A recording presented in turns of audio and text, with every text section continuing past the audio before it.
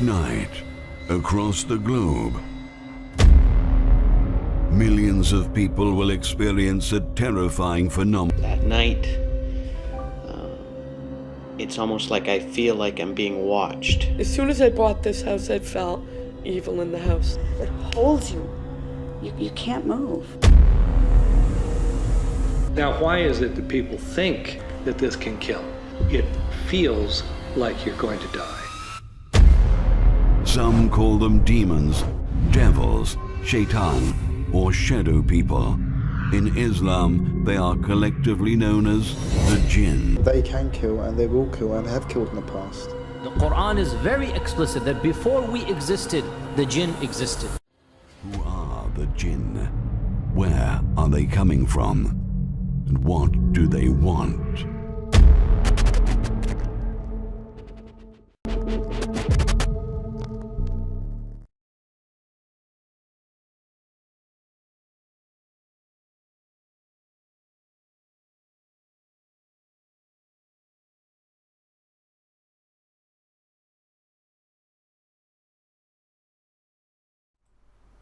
Hey everybody, welcome to Do You Believe on Paranormal Zone TV. I want to thank you all so much for joining me tonight and joining everybody in the chat room. Nice chat room we have tonight. Hey, you know what? For those who may be new to the show, if you would please subscribe, I'd really appreciate it. And after the show, if you enjoyed it, please don't forget to give the show a like. My guest tonight, I am so excited. It is Paul Tate. He is a videographer, and well, you know what? Let me tell you a little bit about Paul. All right, Paul is an accomplished professional videographer. His love of filmmaking and the paranormal finally merged with the release of several documentaries. Your Worst Nightmare, which focuses on the frightening subject of sleep paralysis. This documentary to be released in the fall of 2018, and I'll have to ask Paul if that's been released.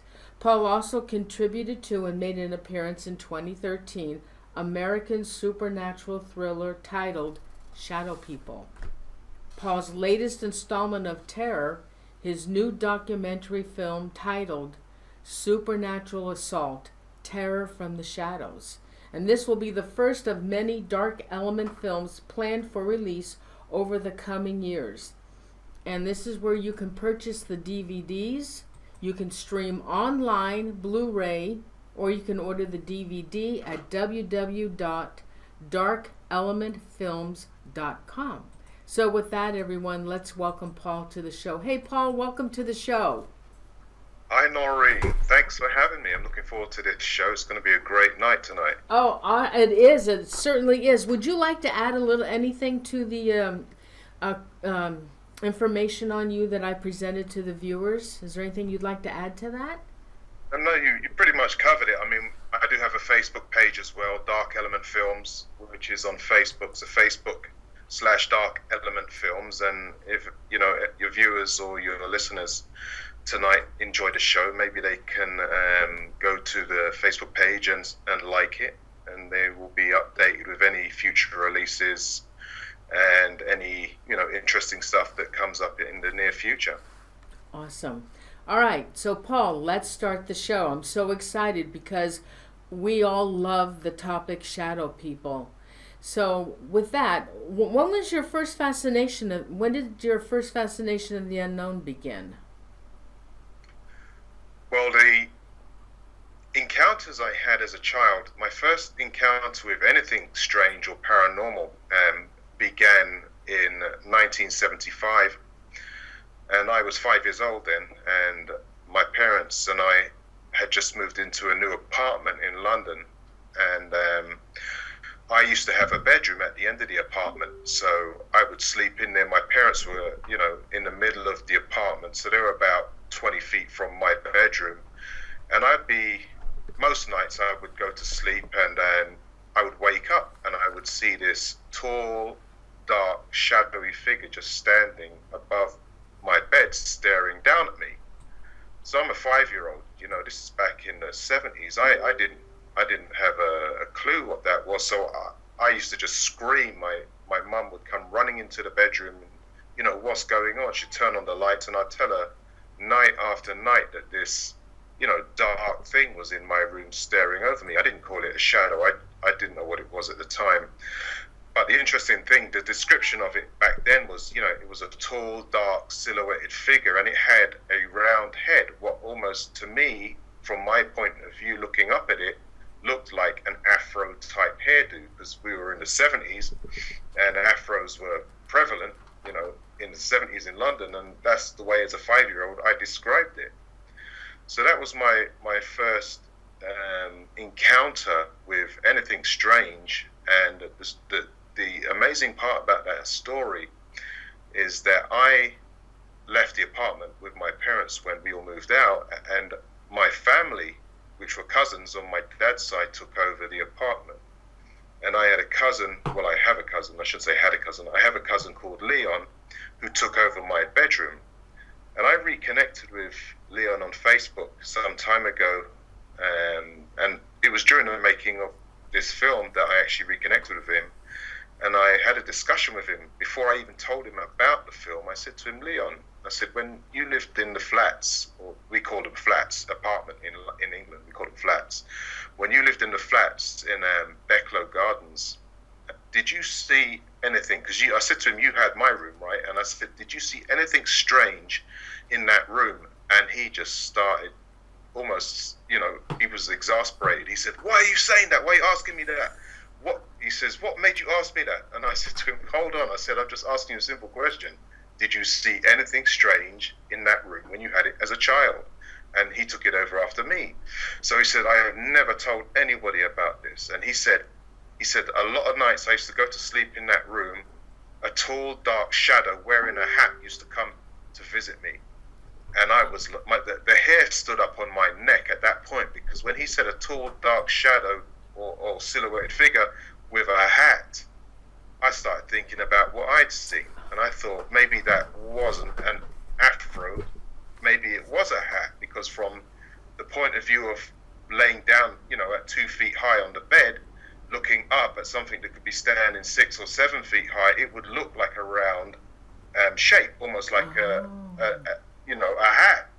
So that, for me, was almost confirmation that I had an experience there of something that I'd seen, and he had the same types of experiences that I had. So we discussed that for some time, and he just said that he was terrified like I was, but the bad news for him is he ended up having to grow up in that room where I left it after a short while. So your first appearance was at 5 years old, and how many times did this shadow person appeared to you? I have no idea, Noreen. All I know is it seemed like it was every night to me as a child. In the end, I stopped sleeping in the room and I slept with my parents. I wouldn't sleep in that room. And even when I visited the home years after, as a grown up, as a teenager, that room, when I went there, because my cousin Leon had it, and when I went near that room, it just felt bizarre. It felt cold. It just felt depressive. It just felt like there was a sense of unease in that room. And obviously, I didn't talk about it back then to him, because, we were just kids and teenagers. We didn't talk about, things like that. But it wasn't until recently that he opened up to me when I asked him that question. So something happened in that room. How old was he when he moved into that room? How old was he? Well, he's a year younger than me, so he would have been, I would have left there at 6. I went there at 5, left at 6. He would have come in at 5, so he was 5 as well. Did he say how long he had seen, how many times the shadow person appeared to him? Did he say how many times? Did he remember? No, he didn't describe how many times, but he just said to me a lot of times when he used to go to sleep, he used to wake up and see that thing standing there just staring. That was the menacing part about it. It would just stare at you and it wouldn't say nothing. Its hands were almost in a fixed position, as if it was over its abdomen, like it was praying. It had its hands almost in the prayer position and its head was bowed, and it just stared right through you. I couldn't see any eyes. People talk about red glowing eyes. Yeah. I didn't see anything. I just knew that whatever it was staring at me. And the bad thing about that is, to this very day, I'm 48 years old, and to this very day, Noreen, I refuse to sleep unless my head is covered with a pillow or a blanket. I don't want anything staring at me. Oh my God. Yeah, Oh my. it's had that type of effect. And even in the hot summer, I will suffer under a pillow or a blanket before I leave my face uncovered, so something could stare at me while I'm Oh sleeping. my God. When you saw the shadow person and your cousin, was it the same image, or was it a different image each time? Well, I described it as a tall, dark figure with an afro. So he described it as a tall, dark figure with a hat. But each time you saw your image and each time he saw his image, was it the same? I can't answer that question. Oh, you say it was when I saw it? Yes. Every time I saw it, it was the same. Yeah. Okay, so it was the same every time. Yeah. But he didn't get on the bed and put his face into yours or anything like that. He just stood there? Just stood there. Literally, it felt like not even 12 inches away from the bed. So he was pretty much pressing up against the frame of the bed and staring right down. And it looked so tall, because you're a kid laying at 2 feet high off the floor, and you're looking up at this tall figure, and it's unnerving. Did you, in your later years, ever talk to anyone about that? Oh, absolutely, yes, I did. And I spoke about it a lot growing up, and I told my mum what I had seen. My mum is very, open to these things, so I've always spoke about that to her. And then, just growing up, I've told the story to countless people that I had seen this as a kid. So a lot of people who I've known during my life have heard this story before. I wonder why you and your cousin in that same room. Was anything going on in your life at that time? Were you having, because from what I understand, shadow people thrive on depression and things like that. Was anything going on in your life at that time? Well, we had just been uprooted from southwest London. We used to live over in southwest London, in a place called Fulham, and I had spent a lot of my early years growing up there, and then we were uprooted and moved out to West London, and ended up in this apartment in a place called Shepherd's Bush, West London. And that could be stressful enough to a kid, new schools, Yeah. new environment. Also fear. They really thrive on fear. Yeah, definitely. I mean, it could have been. He moved into the apartment as he came from somewhere else. I think he was over in South London.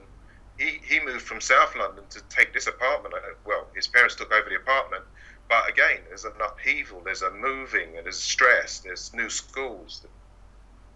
So it could be a number of things. That's all that was going on in my life. There was nothing else untoward, nothing else stressful or depressing. It was just that we had just moved out, and it was a whole change of scenery for me as a kid.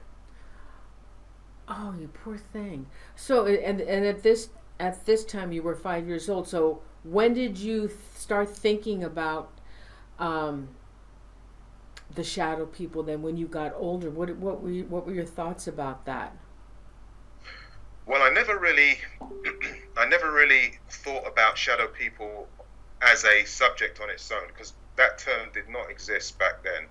What happened was I developed a keen interest in things paranormal. I remember at my school library, they had this paranormal book. It was one of the early illustrated.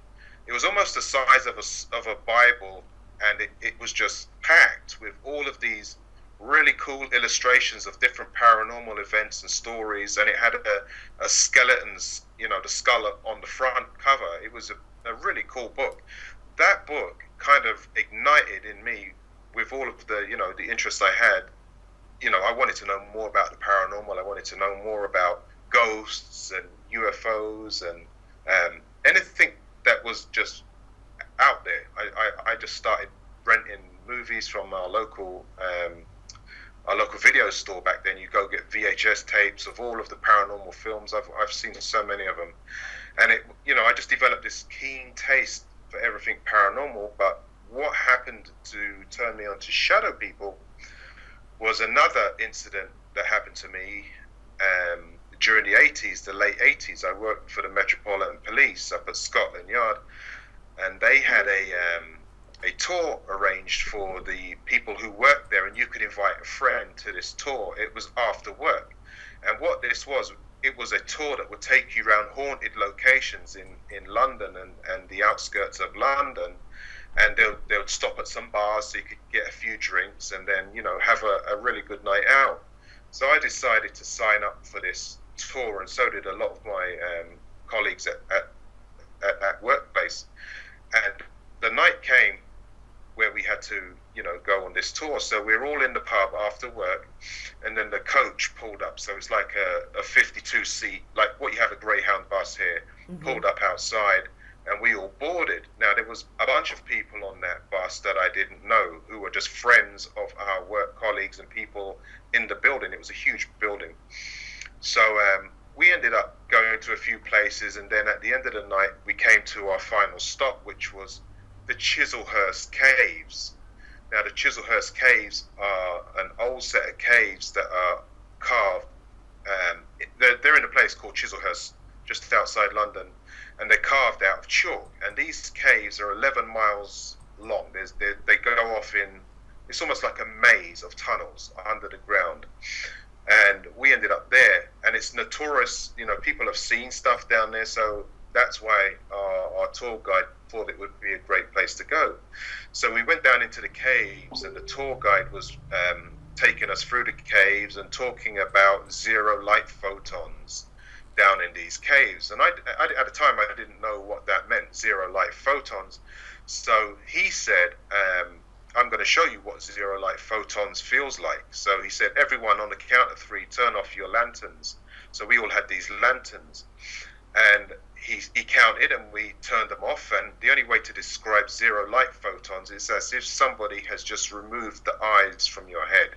You cannot perceive any sense of shadow, shade, light, nothing. It's just complete blackness. It must be the equivalent, what it must be like to be totally blind.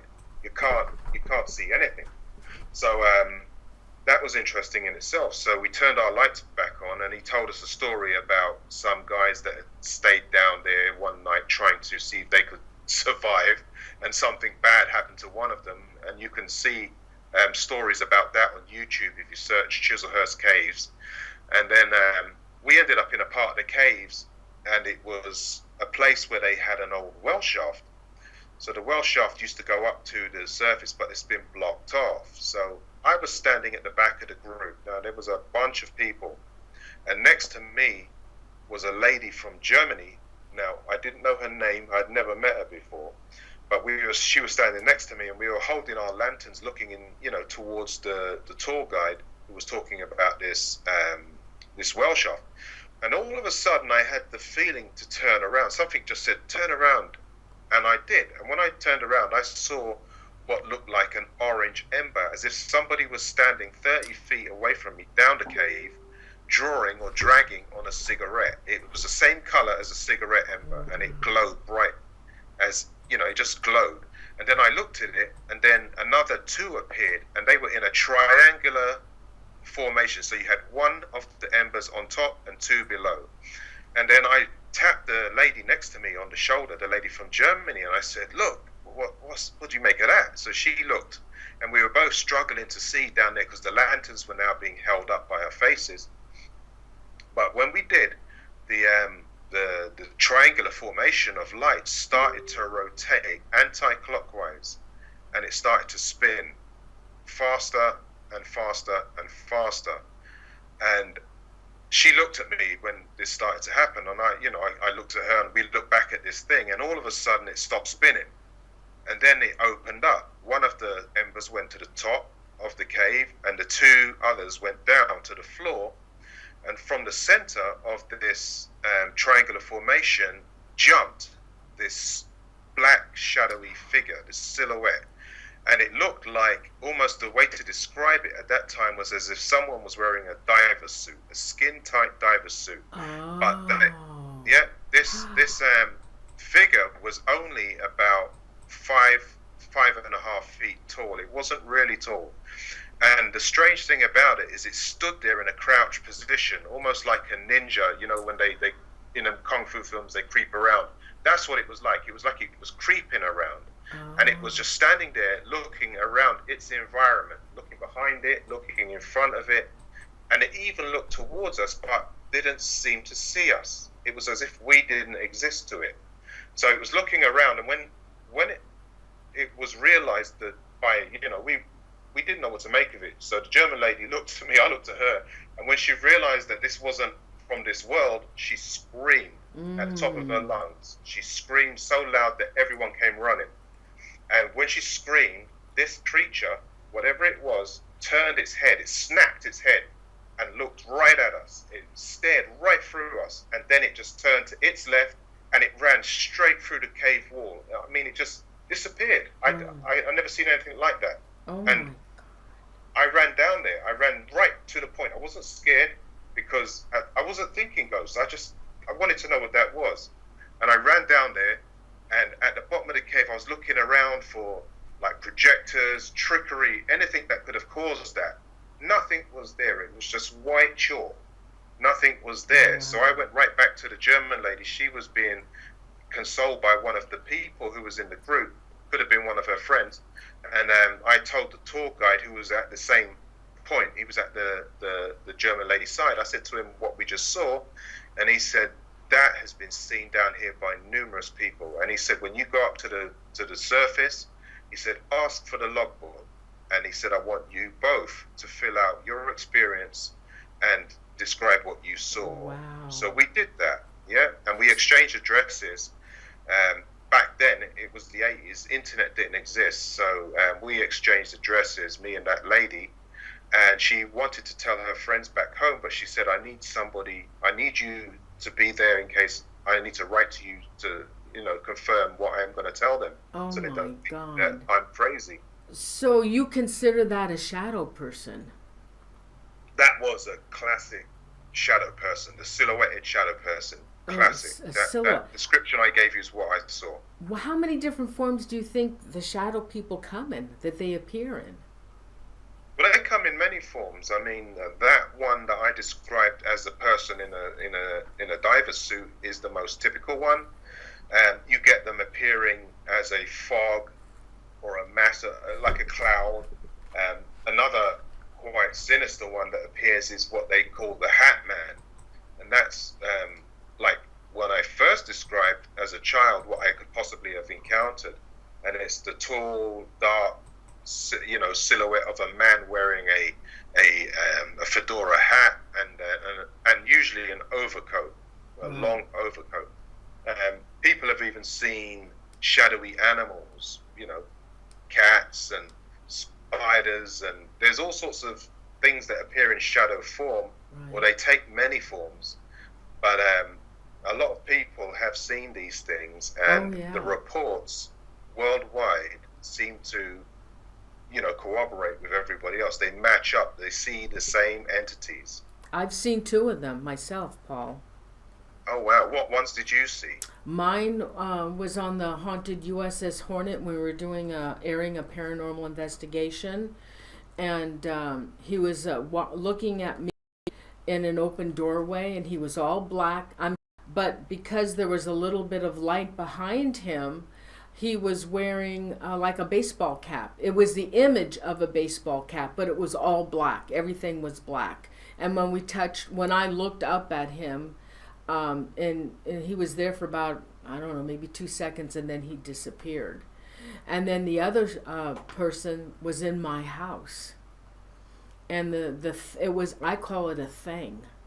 It was it was solid black. It almost would reach the doorway, and he had a cape. He was all black. Could not see his face. He had a cape, and he had his cape was like a Sherlock Holmes type cape. exactly. Yeah. Couldn't see his face, and when I saw him, he was also in the doorway in my house. And when I looked at him, he went in slow motion, Paul. It's the weirdest thing I ever saw in my whole life. He went in slow motion. He turned around in slow motion, and he like floated. He was like floating in slow motion and going around to the other side of my house and out another a hallway in the back. And I've never seen him. I've only seen him once, and the same with the other entity on the USS Hornet. I've only seen both of them once. Yes. Wow. Well, there's an interesting story that was told to me by an investigator. Her name was Polly Gear, and it was when I was making my very first documentary. She was telling me about a shadow that she had captured on camera, and I actually can find that. I still have that image in my old emails, so if you want to see it, I'll send it to you. But what happened was, she was in this old prison, and she went up to one of the levels and went into a cell. And when she walked into the cell, there in front of her, looking out of this tiny window, was this silhouetted shadow, almost like the exact same thing I described I saw in the caves. And it was looking out the window, so she shone her flashlight right on it. And when she did so, it didn't turn around and look at her. It lifted its arm up, and it moved its arm into the beam of light. And she said it was looking at its arm in the beam of light very inquisitively, like it was moving it backwards and forwards, as if it couldn't understand what it was seeing or why there was another waveform or light form on it. And she said that at that point she took her camera with the other hand, and when she snapped it, she said the thing turned around fast and looked at her, then just went poof, and it went straight through the cell wall. It was gone. Wow. And then she walked down the stairway, and she went into a common area where they would have been the mess hall, or where they would have eaten the prisoners would have eaten. And when she turned into the mess hall, she quickly just turned her camera around and snapped. And when she did that, she caught it. She caught this thing right on the film, and she sent me that picture. I have that picture. Oh, why didn't you send that to me? We would have shown the viewers. Yeah, I didn't think that that just came to me, that story, but I didn't think about that story. So then, Paul, all right, so then, to me, and how do you feel about this, then these shadow people, well, of course, the only way we're going to know about it is if they become visible to the naked eye. That's the only way we'd find out about it. Well, in my opinion, and, you know, a lot of people, they say a lot of things, and they say they see things, but I'm telling you now, I know what I saw. I saw it with someone else at the same time, right? So 2 people who don't know each other saw the exact same thing. I didn't imagine what I saw. That confirms for me 100% that these things are as real as you and I. They exist.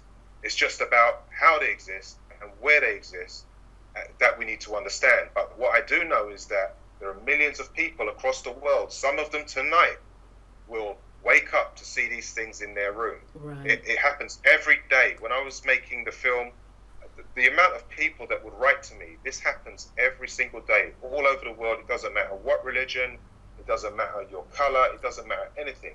What is consistent is these entities. And these entities change their form. They can change their form, but what's really striking is there seems to be a limited number of forms they use, but it's just, to me, it's uncanny that across cultures, people will describe pretty much the same things. It's just interesting. It's fascinating to me, and I want to one day get to the bottom of what exactly is going on here. And my documentary covers a lot of stuff. It's almost like a glossary. That if I was to make a series of documentaries, that would probably be the only way to cover everything surrounding shadow people and the jinn. There's just too much.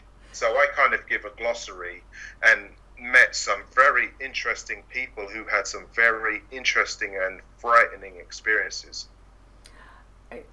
In your research for your documentary, How many different descriptions were you given of shadow people from your people that you interviewed? Well, in my film, the typical silhouette, humanoid silhouette, I've got a number of people described there. I've got people describing their encounters with the Hat Man. I've got one girl who talks about the fog. It was almost like a fog, a black fog that rises up, but it has intelligence to it. And then you've got people who describe, being physically assaulted and attacked by these things, Mm-hmm. So there are a number of, and the other one is the one that looks like, almost like a monk, some call it the old hag, but it's almost like someone dressed up in an old monk's outfit. So it's got the hood and the whole robe going on, and that one seems to terrify people a lot. Oh my God. Oh, so Paul, where do you think these shadow people come from? Well, based on what I've, seen myself and a little bit of research that I've done and some of the stories that I've heard and ideas that have been exchanged with other people, I'm convinced that these shadowy entities exist on an alternate frequency. And when I say that, what I mean is across the whole of the electromagnetic spectrum, which is all of the radio waves and, X-rays, gamma rays, ultraviolet rays that we can measure with all of these scientific instruments we have. Well, the entire spectrum only covers a small fraction of what exists out there in the whole vastness of the universe and existence itself. And they claim that there's about 95% of matter that science can't even measure. They can't even see it, but they just call it dark matter. Now, what fascinates me when they say that is if everything that we know today can exist in the 5% that we can measure, what in the world could exist in the 95% that we can't even measure today? And what I believe is there could be life forms, energetic-based life forms that could exist inside that 95% of all matter that we can't measure today that can somehow shift their frequency range and come down and appear inside our rooms, in our field of vision, because momentarily we can capture their frequency range where when they're not switched down into our frequency range, we don't see them. So you've heard the theories that, there are dimensions intertwined. Some people say up to 11 dimensions all intertwined, meaning that everything is existing in, there could be 11 possibilities in the room that we're all sitting in now as we listen to this show and as I speak to you on this show. We're not able to perceive those frequency ranges, so we can't experience those realities. It's almost like radio signals are flying through the room, but we can't hear them, but they're there. If that makes sense to everybody.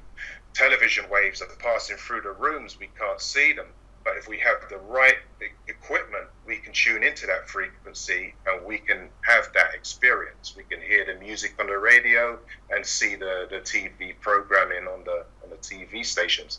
I think the same thing can happen with these energetic-based life forms. They could exist in our space, but something causes them to momentarily be able to shift into our sense of our five sense reality, where we can perceive what they are, or maybe because they step into our reality and stand in front of us, they block out the light that we can see in the room and reflect towards us light that we cannot perceive, and therefore it would just look black if that was the case. And we had a professor on our documentary.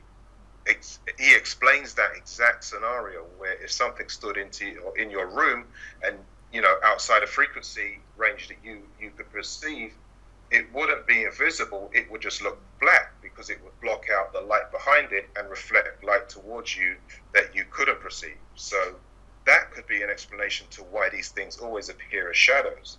I don't know, but I enjoy talking about it and researching these ideas. What about sleep paralysis? Are shadow people connected to sleep paralysis? Well, what I found is the answer is yes. And a lot of people, this is how, it's funny, this is how this film began.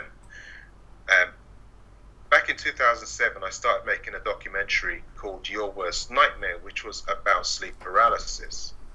And during the making of the documentary, when we were interviewing people who had sleep paralysis, one fascinating thing happened.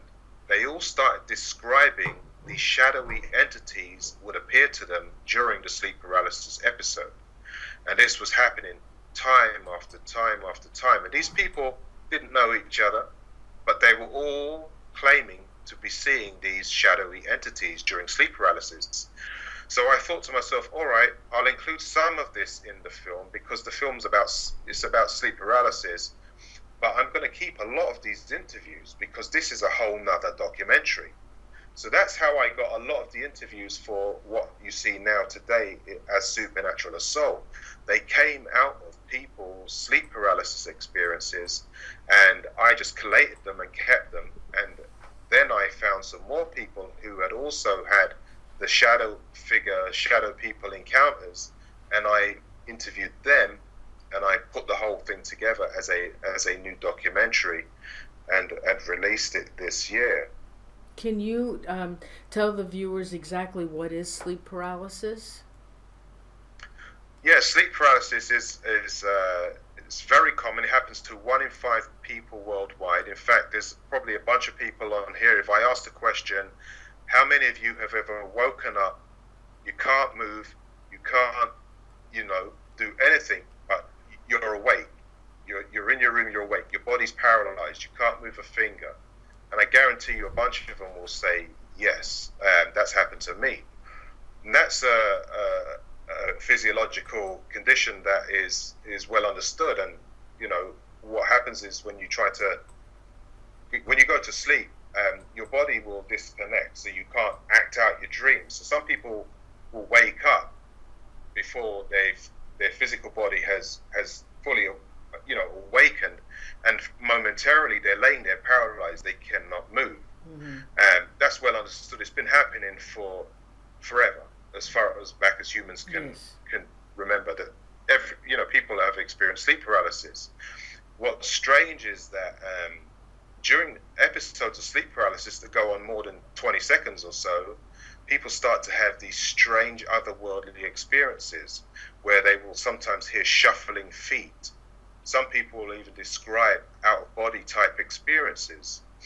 Others will describe these entities. They see them crawling up from the foot of their bed, and their bodies are paralyzed, and it feels like there's a tremendous weight bearing down on them, pressing them into the bed, while this entity crawls up on top of them.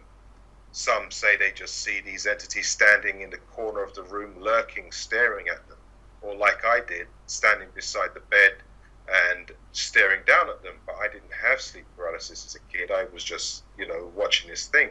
So there's all of these different aspects to sleep paralysis. There's the box standard sleep paralysis, and then the sleep paralysis with the frightening presence.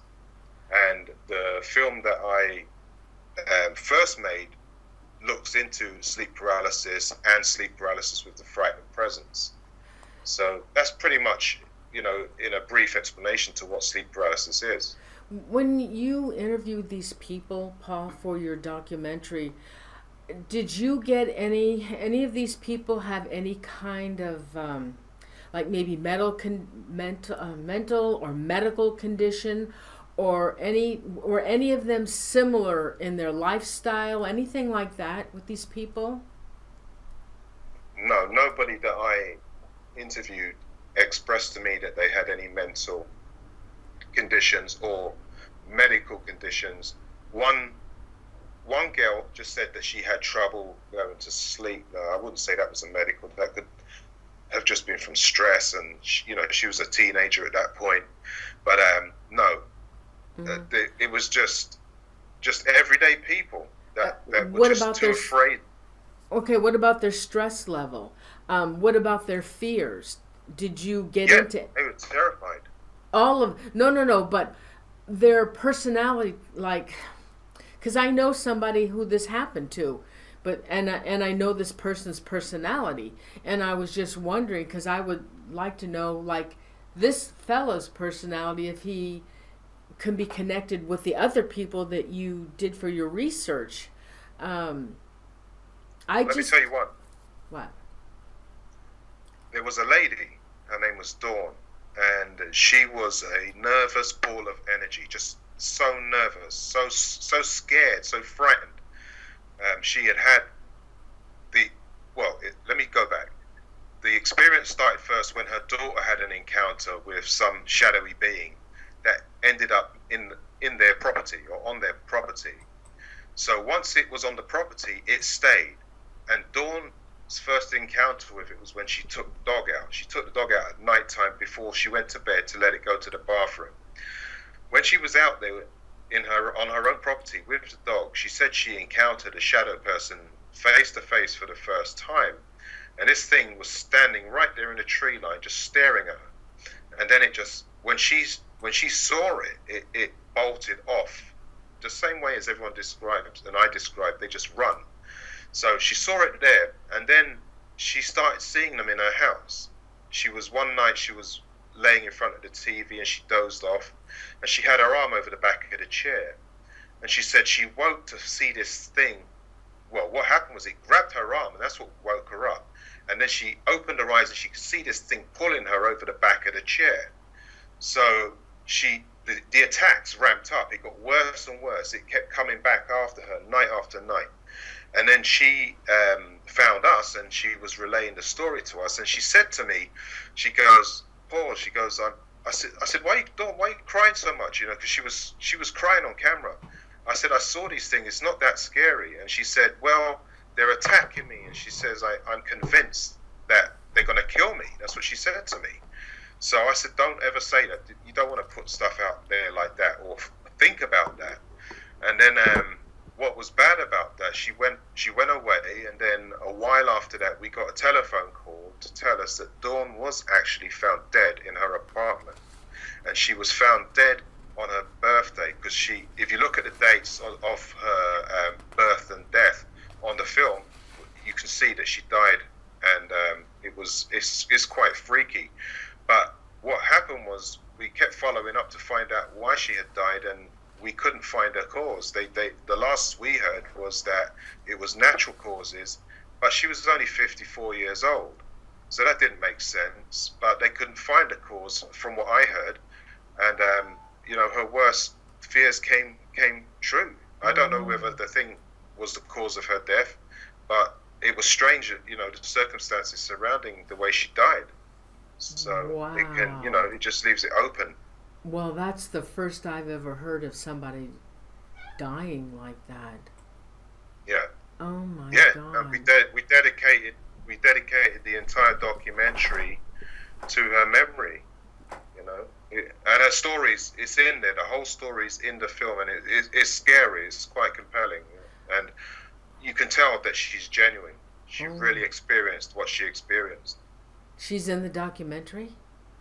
She's in the documentary film, or her interviews are in the documentary film, and her encounters have been reenacted, so the viewers can see what she experienced. Oh my gosh. These people that you interviewed, were they in the UK, in England, or here in the United States? Well, there's people from all over. Most of them came from the United States, but there are some people from England in the film. When I flew to England in 2014, 2014, I took over my camera, and I did a few interviews over there then.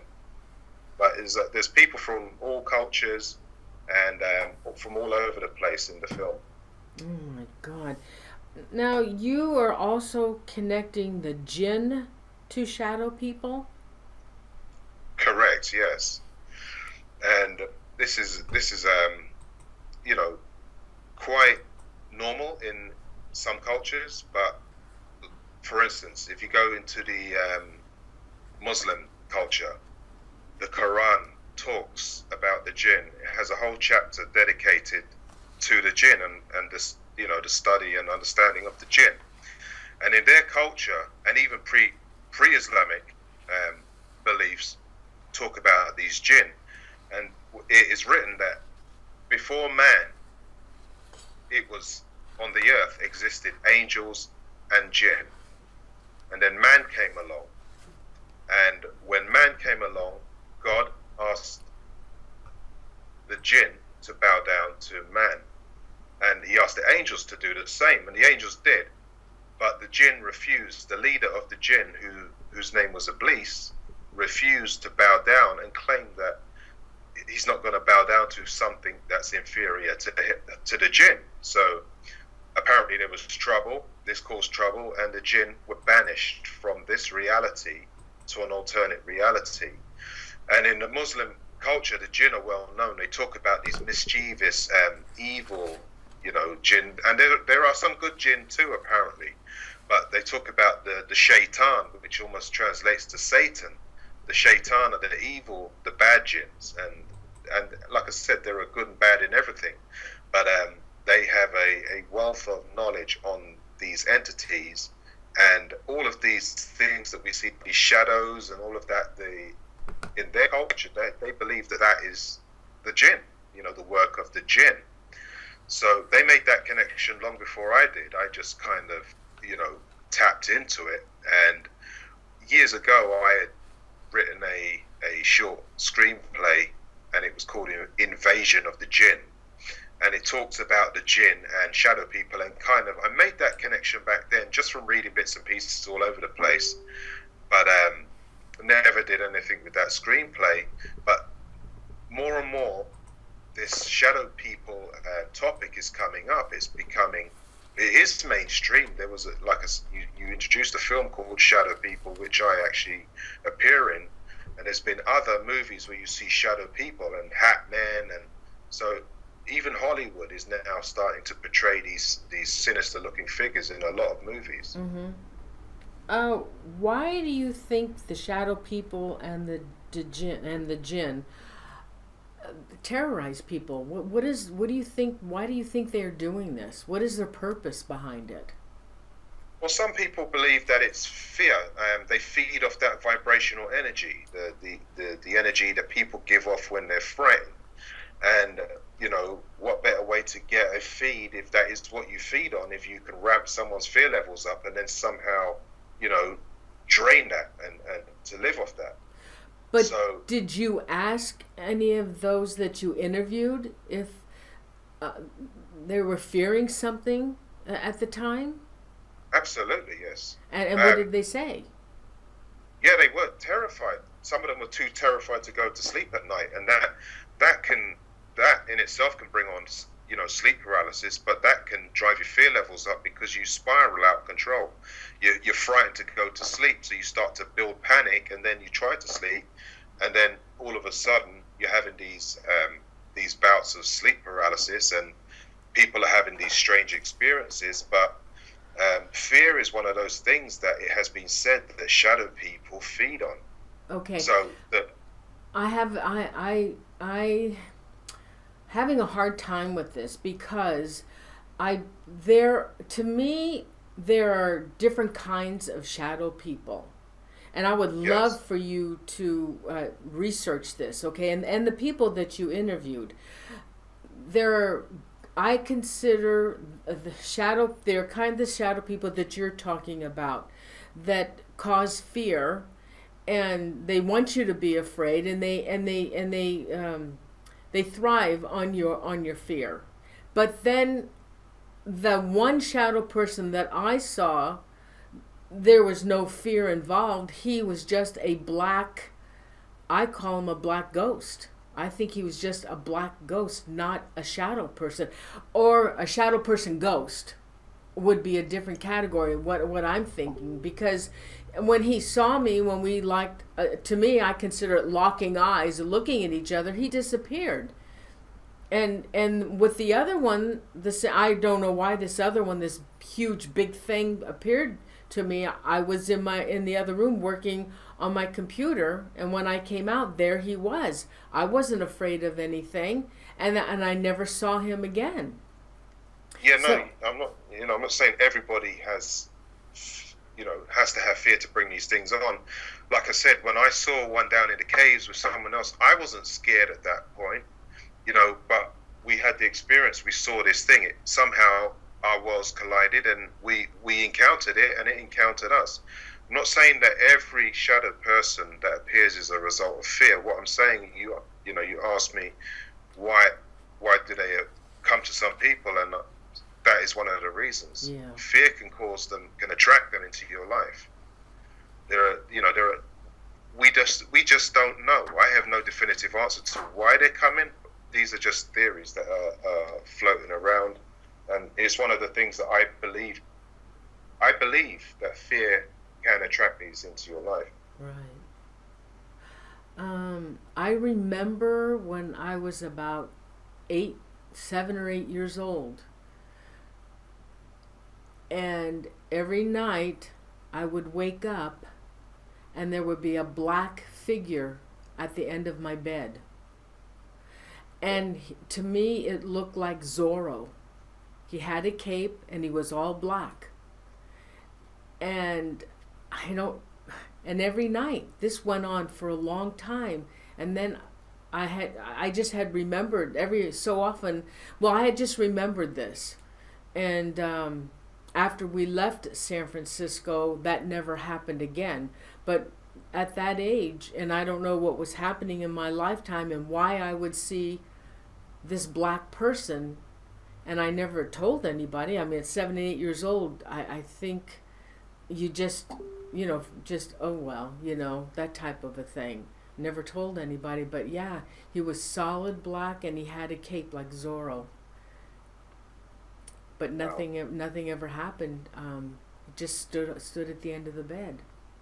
I forgot about that one. Yeah, that sounds like one of the hat men you saw, when you say Zorro. But he didn't have a hat. He was just all black, and it looked like he had a Zorro cape. I don't remember a hat, but I do remember the cape like Zorro. And Zorro wasn't in existence at 7 or 8 years old, but that was my recollection of that black image that I saw. I remember that. It's fascinating, and again, we could discuss this topic for weeks and months and years.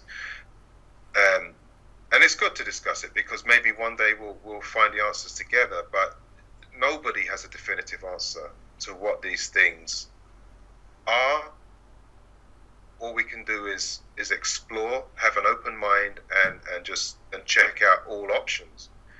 That's the only way we're ever going to find out any more about these. And if people start reporting them more like they are now with the birth of the internet, a lot more people can connect a lot faster and discuss things. Whereas before, people would, when I had my experience down in the caves, the internet didn't exist. This was in the late 80s. I couldn't even begin. Where do I begin to find out what that was? There's no way to find out. But nowadays, people can share ideas and share experiences across the web in minutes, whereas before we didn't have that option. And that's why I think we're going to come to a lot more conclusions and find out a lot more truth behind what's going on out there over the next few decades, a lot faster than we have over the past few hundred years. Mm-hmm. How do you think people can prevent or protect themselves from these type of entities? Well, I've heard a lot of things that people have done. Some people, they sleep with the lights on. For some reason, these things don't tend to show up when the lights are on in the house. I don't know why. Some people, there's amulets you can get. There's prayer. Prayer works when these things show up. People actually have been, and people have discussed this in our documentary, when they invoke the name of the God they believe in, these things tend to just slide out the door. They go. They just disappear. And it could be the fact that these people are losing that sense of fear when they invoke their God or whoever they believe to be supreme. They invoke that, their fear levels go down, and these things just, they just decide to move on to someone else. I don't know what would work guaranteed, but there is on the documentary film, on the DVD and the Blu-ray, a jinn exorcism prayer. So if you're having troubles with these things plaguing you in your house, you can put the DVD in and run the prayer, and it's supposed to help to prevent these types of things. Oh, I think some people listening to this show tonight, from what you just described, might think it's more on the demonic side. Well, as far as the people who made the prayer, he came from a English imam, and he believes that these are evil. He says that drive out the evil jinn. So it's the bad ones that he's aiming this towards, not the good ones, the bad ones. And so in Christianity, these jinn, that's where the demonic stuff all comes from. It's a crossover from the Islamic religion. When it comes over to Christianity, it becomes demons, devils, Satan, all of those things, the possessions that we see. If you say that to a person in the Islamic world, they would say, "Oh, that's the jinn. That's the jinn." So it's interesting how we've absorbed it, but it's been around in other cultures for forever.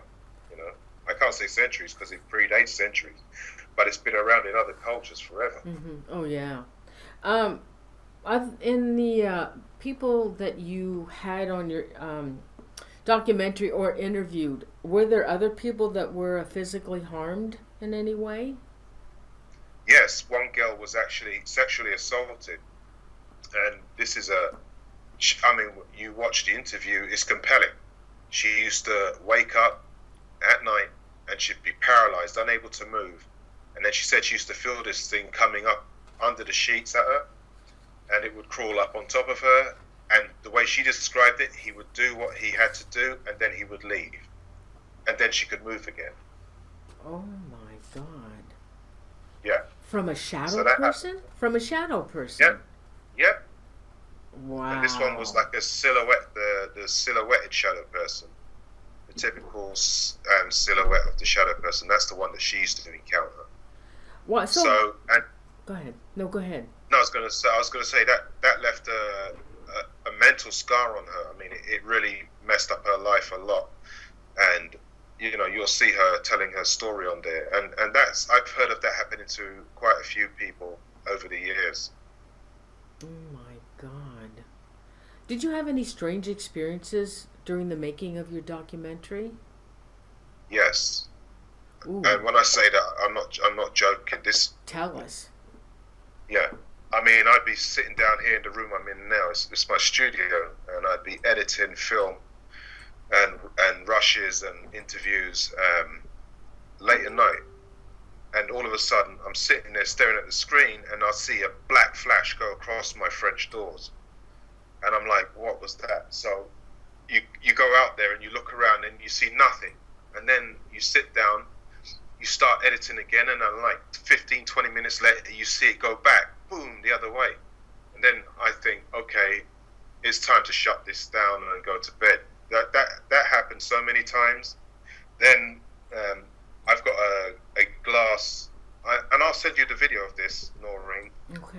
There was a glass desk down here, and one day I came down, and this was at 8:30, around 8:30 at night. I came down, and the glass desk was in 1,000 pieces, no, 1,000,000 pieces. There was more than 1,000. It had just blown up like a car windshield. Nobody was down here. But I stood there thinking, what the heck happened here? And then all of a sudden I heard click, click, and I saw bits of glass flying all over the floor. They were just moving on their own. And when I got my phone out and I put it down to the glass and I videotaped it, and all of a sudden you just see the glass jump and flick and it flies across the floor. Now, I don't know, was that some result of the glass? Because it had exploded, it was continuing to degrade or break down or anything, but it was just one of those weird experiences that I can't explain. I don't know why this whole desk just blew up on its own and then started, continuing to break up in front of my face. So I've got that on film. I can send you that video clip. Oh. And then I wish we had that. I would have showed it to the viewers. Yeah. Oh. Well, I'll send it to you. Maybe we'll do a follow-up show. Okay. Show stuff. Yeah. Would love to. But yeah. And then doors down here that are cupboards were locked from the inside, So something from the inside locked, and this happened about 3 times, where they're trying to open the doors from the outside, but they're locked from the inside, and these are cupboards. Oh my God. Yeah. So there's been a lot of weird things going on. It's just, yeah, there's my wife would tell you, she tells me to stop, talking about this stuff. And I don't like doing late shows because of that. Shows where you're up at like 1 and 2 o'clock in the morning, and you're sitting down here trying to look over your shoulder while you're talking to a radio show host. It's not fun. Oh, well, we're not that late, are we? No. Okay. No. It's 10 o'clock. All right. So why do you think are people reluctant to discuss this with you and their experiences? I have found that over the last few years, more people are willing to talk about this. When I shot my first documentary back in 2007, it was still a bit taboo. People didn't want to open up about this for the fear of being labeled crazy. I mean, if you went to your doctor and said, hey, I saw a black shadow while I was awake, I saw it come into my room, there's a good likelihood that you're either going to be labeled crazy and medicated, or you're going to be sent off to see some sort of psychiatrist. And in other cultures, you can go and openly talk about this. In the Islamic culture, you can go and talk about these things, and they will help you. They won't label you crazy. They understand these things, and they have ways to work this out. Work a situation like that out with the person who's experiencing it. But I found that more people now are more open to talk about this, because the stigma that was attached to describing ghostly encounters or anything that could be perceived as demonic, that stigma has kind of, in people's minds, just fallen away, and people are more open now to discuss this with people that they don't know and people that they do know. So whereas before it was easy to talk to someone that you didn't know than your peers, because your peers are the ones that would more than likely say, hey, what's up with you? Okay, so Paul, what prompted you to get into film production and make a film on shadow people? Well, my background is I used to do corporate video shoots. So I used to, work with a number of companies doing video productions, and I had done film, skits and stuff back in England, and I'd done a mini comedy series. It was a pilot we shot. We were going to do the comedy series back in England. When I came out here, I had all my equipment. Back in 2006, I moved out to New England in Maine, and I had my equipment, and I set up a little printing shop down in the town I was staying in when I first arrived here, and I used to make T-shirts and stuff. And a group of paranormal investigators came into the store, and they wanted some T-shirts done. And we kind of, my interest in the paranormal kind of sparked and peaked when they started talking. And I'd always seen, these ghost hunters on TV, and found that fascinating, and never met any. So when they came in, I was all ears, and we had a great conversation. And I told them my background, and then they said, hey, what are the chances of this? But we're actually looking for a videographer to join our team to document our stakeouts and their hunts that they do. So I decided that I would join them, and I spent about a year with them. And then after I got a taste of it, I said, I want to make a documentary film about this type of stuff. So the Your Worst Nightmare film was born, and the rest is history. And you titled your film The Supernatural Assault. How did you come up with that exact title? Well, the original documentary I told you about, Your Worst Nightmare, the subtitle of it was Supernatural Assault. But the way we came up with it, there was a book written by Dr. David J. Hufford that talks about sleep paralysis, or describes sleep paralysis. And the book was called, let me think, I'm going to have one of those blank outs, but I want your readers to know so it'll come back to me. I'll find it while we're talking. Anyway, the subtitle to his book was Supernatural Assault. And we interviewed him. He's in the film, and we interviewed him and asked him, could we use that subtitle, Supernatural Assault, because it's a nice way to describe what's going on during these sleep paralysis encounters where they have the strange experiences. Okay. Did you come away with any definite conclusions in your documentary? Well, what I did was I left it open at the end, and just to jump back, the name of that book was The Terror That Comes in the Night by David J. Hufford. But I left the film open-ended because I'm only researching this. I don't have a definitive answer. I don't know exactly where these things are coming from. I can only presume where I think they're coming from.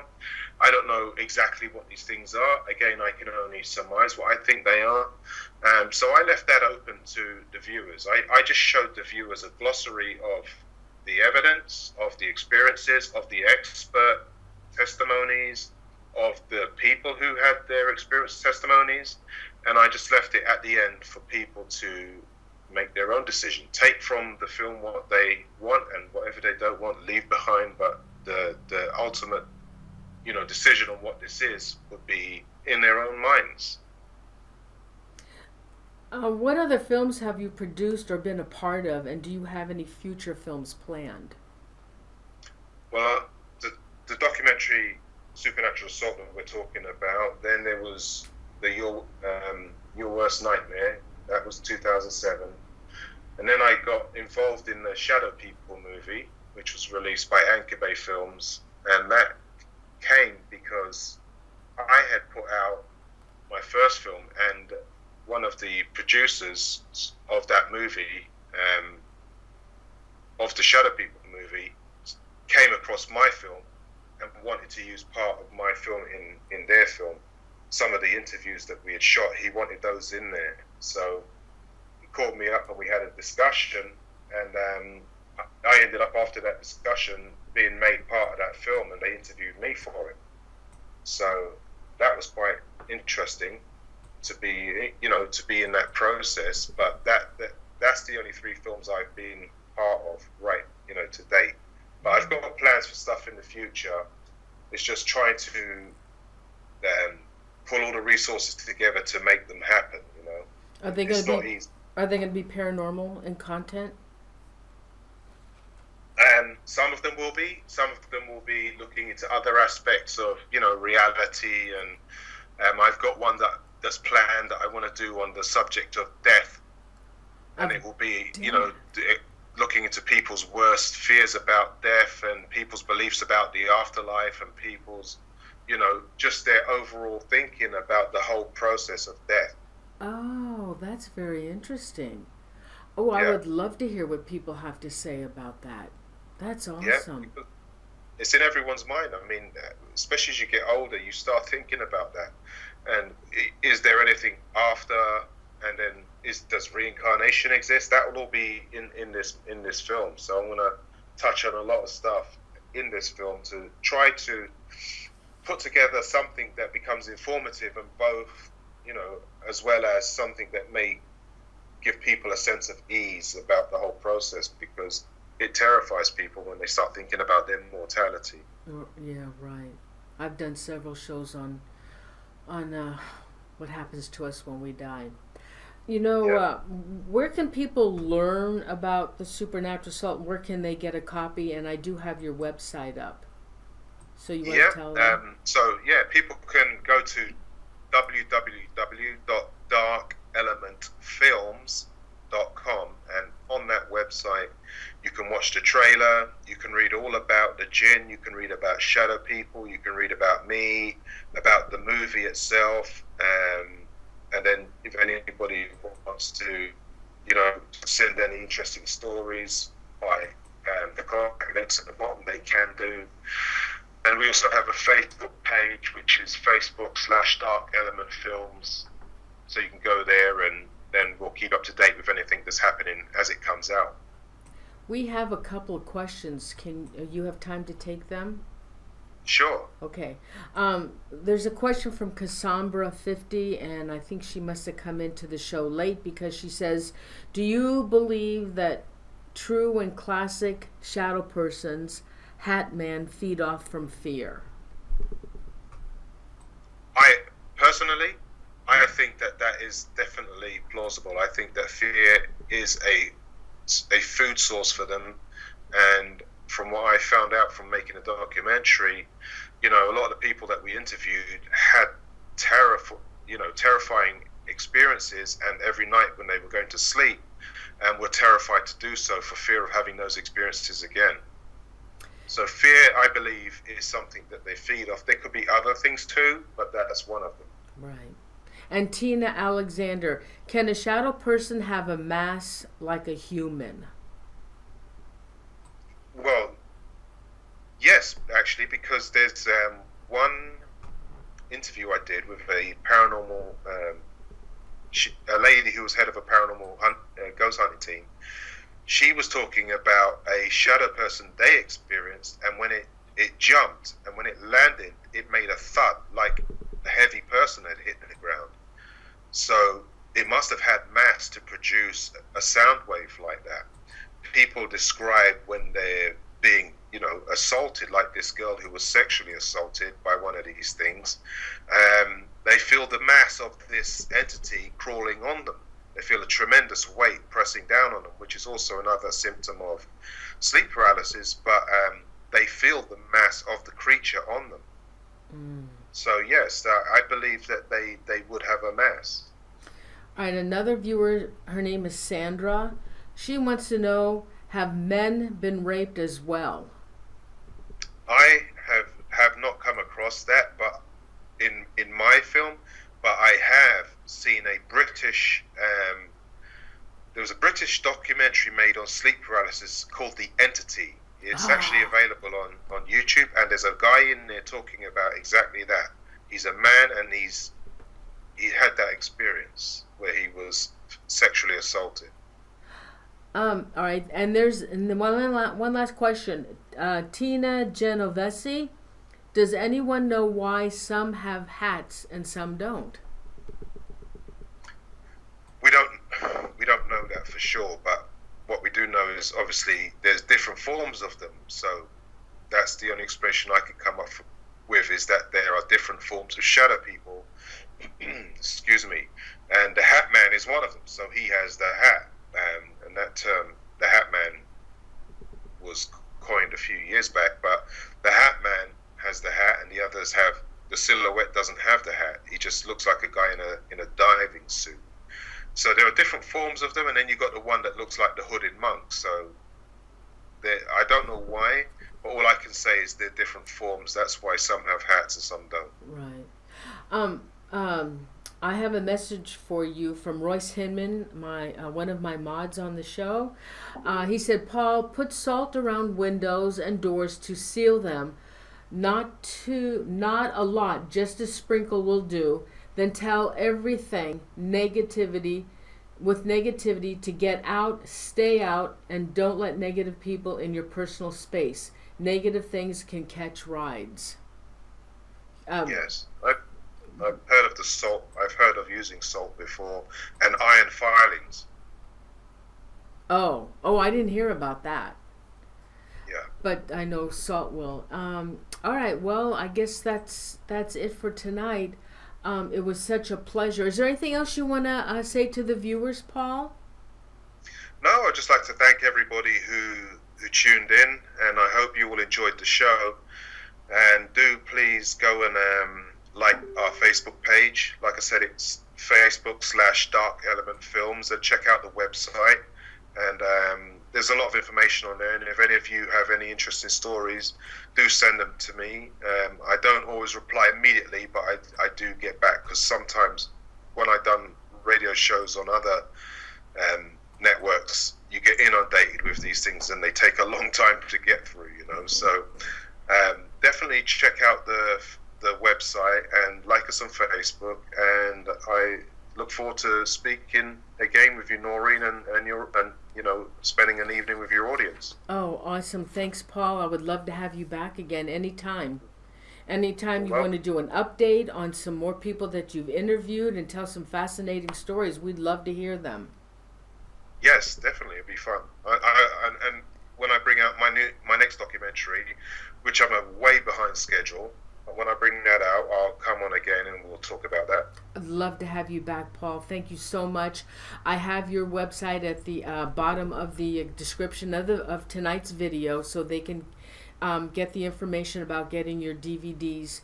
And if there's any other URLs or websites that you want me to connect to the video, send them to me and I'll put them underneath the video, okay? Okay, thank you again. Thanks so much, Paul. My best wishes to you. Good luck with all your films. Thank you. Thanks. Take care. Bye. Good night. Thank you.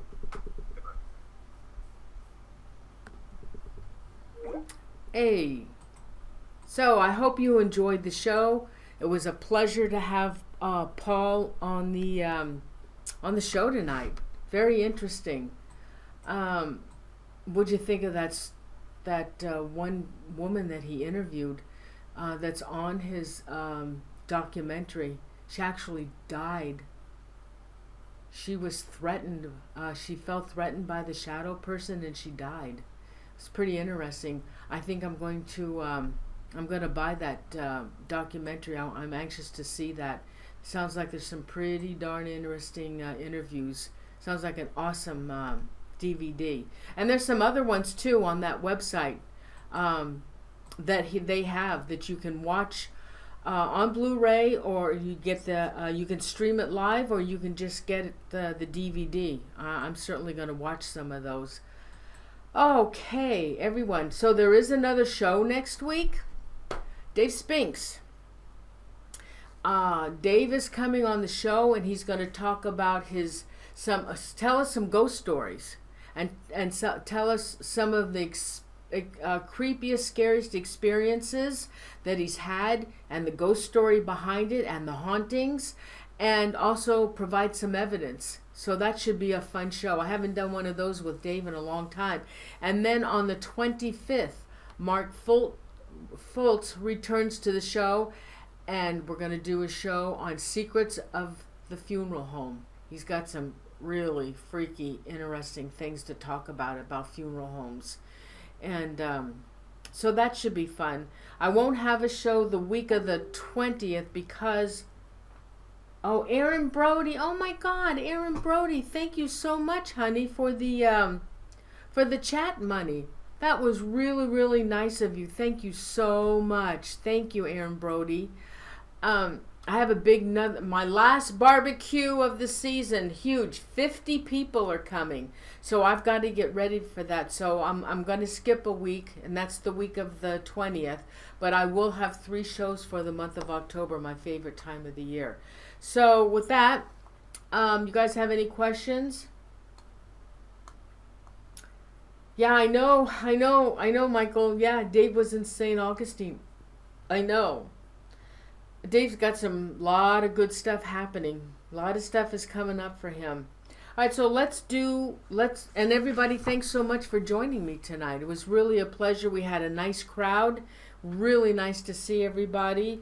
And I want to give a shout out to my mods, Royce Hinman, Unique Annie, and Crystal Triplet. Always a pleasure to have my mods here. Thank you so much. Without them, you would not have the fabulous chat room that we have. And they're really good at that. And also everybody, Royce is going in for some tests. He really needs your prayers and positive energy. Send them his way, please. So with that, let's do some shout outs. Oh, Graham Crosby, Anvil Hammer, Carl White, and Jane Lafferty. And let me go to my chat room. Cassandra 50, Sandra, Aaron Brody, Cassandra 50, Tori Oatway, Royce Hinman, Andrew Cox. Hi, Andrew. Tori, okay. Chipper Terry. Hey, Chipper. Anita Ackerman. Hi. Yvette Sanchez. Hi. Tammy Alexandra. Hi, honey. Shelly Michelle. Hello. Michael Kane from St. Augustine, Haunted St. Augustine, Amazing Indominus, a Crystal Triplet, there you are, Zoe Small, Ashen Kusher, I love that, Beagle Mom 87,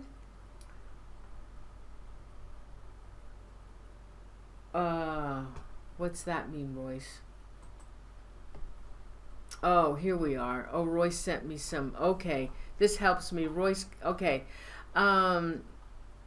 Bethany Warner, Hal 9000, Margarita Havorth, Paraprincess Patricia, Royce H, Sandra, Tammy, The Haglin, Tina Alexandra, Tina Genovese, Tori Otway, Unique Annie, Yvette Sanchez.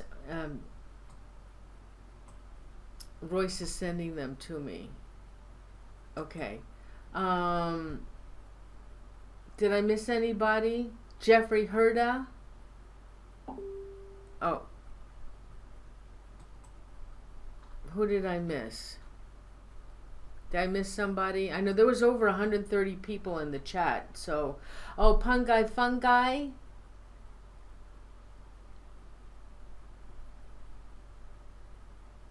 Andrew, nice to see you. I haven't. You usually log off before I can say hi to you. Oh, the cat. She's doing better. Her respiratory thing is gone, and her eye. I have medication for her, and Barry had contacted me 2 days after the show, and he wanted to know how she was doing. And at that time, I told Barry, I said, well, there isn't much change. And he said, believe me, Noreen, she's going to get better. And guess what? She did. Her eye infection, her other nose and all that's cleared up. She has a teeny bit left of an eye infection. Now, the only problem I'm having with her is I don't see her eating. I may have to get a camera and put it in there to see if I can see her eating. But I know, like my husband said, if she didn't eat, she'd die. So she's not dying, but I know she drinks water, so I will have to just wait and see what happens with her. But her infection's almost all gone. Thank you, Barry. Thank you. Yeah, the prayer must have worked.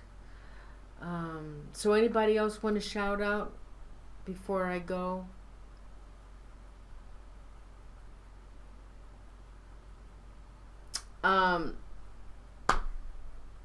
I don't know. Guys, have a great weekend, okay? We got rain this week. Crazy California rain in October. Haven't had rain in years in October, and they said there's more to come. So we really need that. I guess that's about it. I'm gonna go. Oh my God. I don't know if you guys have seen this, but it's called Ozark on Netflix. It's like a TV series on Netflix with no commercials. It's fabulous. My girlfriend Marlene told me all about it. Totally hooked on it with Jason Bateman. Oh my God, it's fabulous. The other night I was watching, because I'm hooked on the New Amsterdam and Manifest and Empire.